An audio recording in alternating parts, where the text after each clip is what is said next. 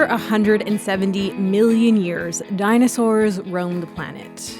But where exactly were they roaming? Turns out, a route they traveled near Oxford has been unearthed, and it's revealed a prehistoric pathway. On this episode of the Oxford Sparks Big Questions podcast, we are asking, what is a dinosaur highway? Hello, I'm Emily Elias, and this is the show where we seek out the brightest minds at the University of Oxford, and we ask them the big questions. And for this one, we have found a researcher who's on the case of the mysterious dinosaur footprints. Hi, I'm Dr Duncan Murdock. I'm a collections manager and earth scientist of the Oxford University Museum of Natural History. Okay, Duncan, hold my hand, walk me through this. What the heck is a dinosaur highway? So when we say dinosaur highway, what we're really talking about is a dinosaur trackway site.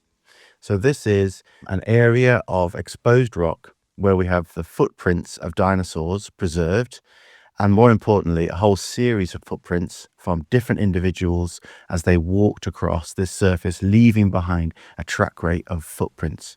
And this isn't like a theoretical thing, right? Like this is an actual physical highway that you know about. Yeah, absolutely. Yeah. So this is the place where dinosaurs were walking across at a specific point in space and time. Where is it? So the one that we've been working on is in a quarry in North Oxfordshire called Dewar's Farm Quarry near Bicester, which is not too far from where I am in Oxford. How did you find it? Is it just by chance? So dinosaur footprints and trackways have been known from this part of Oxfordshire since the late 1990s. The previous discoveries have subsequently been buried below a waste disposal site. So there was quarrying activity that was continuing in the nearby area, and they were expecting that they might find further dinosaur footprints, but for several years there'd been no discoveries. And then a couple of years ago, one of the quarry workers, Gary Johnson, who works for Smith's Bletchington, was scraping away some clay above the surface where they thought, we could find dinosaur footprints, and felt a series of unusual bumps and thought, well, that's a bit strange. So he got out, had a look, and thought, well, maybe these are dinosaur footprints. So that's when we got involved. So he contacted us in Oxford, brought us down, and we were able to verify that he'd found not only a few dinosaur footprints, but actually a huge trackway site. Okay, so what do they look like? Is it like a very clear, like if I was a kid and I put my handprint in Play-Doh and it really imprints, is it like that distinct with detail? So there's two different kinds of footprints that we see at this site. There are these three-toed tridactyle prints, and there you can see three distinct toes. So imagine you might have seen a bird walking across some beach stand, leaving behind little footprints, or on a snowy day, a robin that's walked across a snowy field, and they look just like that. You can clearly see these three toes. The other footprints we see are essentially big holes in the ground with these sort of splodged out mounds of mud that we call displacement rims. And they come from much bigger dinosaurs. The only things that were alive that were big enough to make such huge prints, some of them are nearly a meter across, are sauropod dinosaurs. These are four-legged, long-necked, long-tailed, herbivorous, plant-eating dinosaurs. And how are you able to tell that it is actually like dinosaur tracks and it isn't just something random that's left these like splodges in the ground? So we do this through two different kinds of lines of evidence. One is what we know about animals today and what kinds of creatures leave behind trackways. And the other line of evidence is what fossils do we have from the time. So from this period, the Middle Jurassic, so it's around 166 million years ago, we have the bones of theropod dinosaurs and sauropod dinosaurs. So that's these big carnivorous three-toed animals like Megalosaurus, and these large four-legged, long-necked, long-tailed things like Ceteosaurus. So we know that animals like this were alive at the time. Then we can compare it to footprints from things that they're related to today.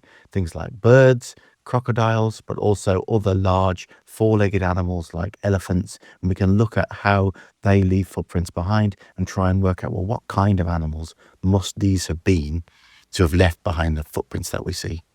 So, what were they doing walking this pathway? Like, were they heading to a very interesting postgraduate degree for dinosaurs in the area? Like, what was going on in the terrain that we know that they could possibly be using this pathway for? So we can't be entirely sure, but we know that at this time, this part of the country was these coastal lagoons.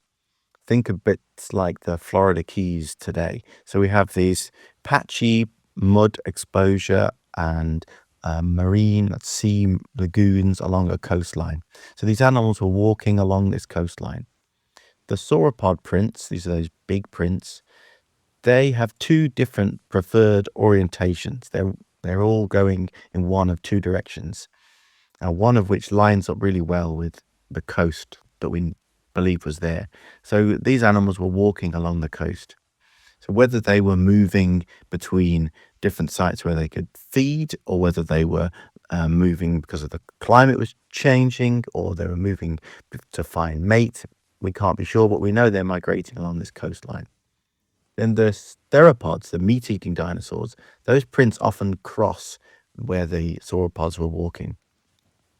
So although we don't have direct evidence of them predating on each other, it's a possibility that the carnivorous dinosaurs were preying on the smaller or weaker individuals from the sauropods. Because you think the tracks come from around the same time. Like, this specific set of conditions that created the tracks couldn't be like 100 years apart or something like that.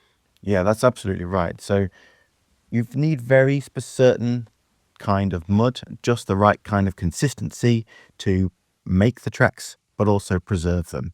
So this surface that they were walking on wouldn't have been exposed for very long. So we know all these animals were moving here at around the same time.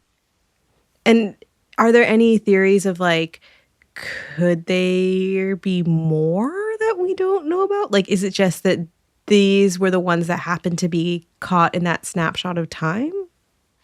So we have lots of exposure of this time period across the country, and specifically in Oxfordshire. This particular area of northwest Oxfordshire that we see these prints, we've found footprints before. So we know they're going to continue to quarry in this area, expose more of this surface. So there's a really high chance that they might find more prints, which is really exciting. And we're continuing to work with Smiths Bledgington to monitor the site, as well as Natural England, and we'll be going back if more prints are found for sure. So what happens if they find more prints? Is it like they have a phone and they call you up in the middle of the night, Duncan, we've got a dinosaur emergency, get out here right now? It's something like that, something slightly less dramatic, but more or less, yeah, they find the prints and they get in touch. They usually send us some photos. The guys that work there are super excited about these finds too. And they've been brilliant to work with, so accommodating for everything we've wanted to do, us getting in the way, looking at these dinosaur prints. They've been absolutely brilliant. So yeah, they give us a call and we'll come and take a look. And then what does your team, because I'm imagining it's more than just you out there with a trowel, what does your team do when you get the call? Yeah, absolutely. Yeah. So it would take a very long time if it was just me with a trowel. So we were able to, with colleagues in Oxford, so that's myself and Dr. Emma Nicholls at the Oxford University Museum of Natural History, along with Professors Richard Butler and Kirsty Edgar at the University of Birmingham. We assembled a team last summer of around 100 people came over a period of a week to excavate these sites.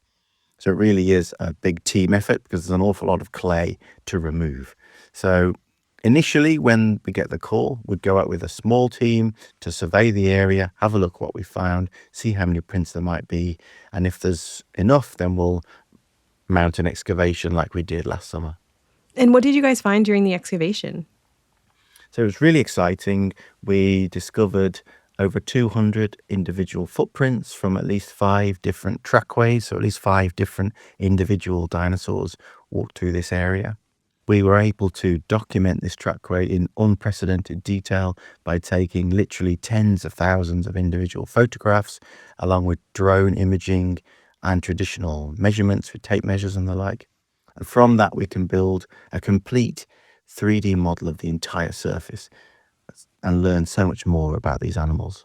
And so this site, is it going to be preserved forever, or is it, I mean, it's a working quarry. I would assume that these guys got to get back to work at some point. Yeah, absolutely. So work has continued at the quarry and will continue for some time going forwards.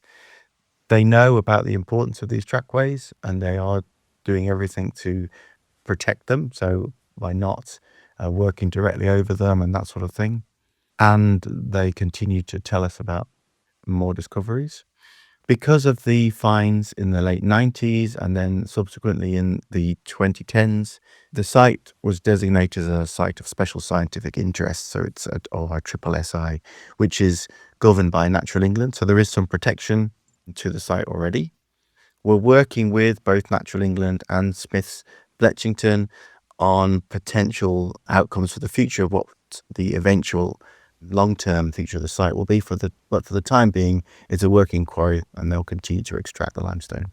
And for you as a researcher who has probably spent way too much time looking about, dinosaurs in books, what questions does this bring up for you that you want to investigate in the future? Yeah, so the first thing to say is how exciting it is for researchers that go out there and expect to find these things, to see the individual moment where a dinosaur stepped is thrilling for absolutely everybody. What we're hoping to find are things like how fast were these dinosaurs moving, what sort of size individuals were there, are they traveling in groups of different sizes, how many different species can we see? Do we see any evidence of these species interacting? Can we work out which dinosaurs were walking across this surface first? And also learn more about the environment that they were walking through by looking at the sediment that they stepped in and the smaller organisms, seashells, plant matter that we find on the site. So we're building up a really more complete picture of this Middle Jurassic ecosystem. Is there a chance that you could find like an actual dinosaur? Like if one just sort of like died on the highway and its body was kind of like squidged into the mud? Yeah, that would be an absolute dream discovery. So we would know for sure exactly what was going on. Unfortunately, it's not very likely. So the conditions that you need to preserve footprints are quite different from the conditions that you need to preserve bones. And that's one of the reasons why these kinds of sites, both where you get the bones and where you get the footprints, are quite rare, and why we need all the different lines of evidence to piece together what was going on. But you never know. Hey, I'll be optimistic. Yeah.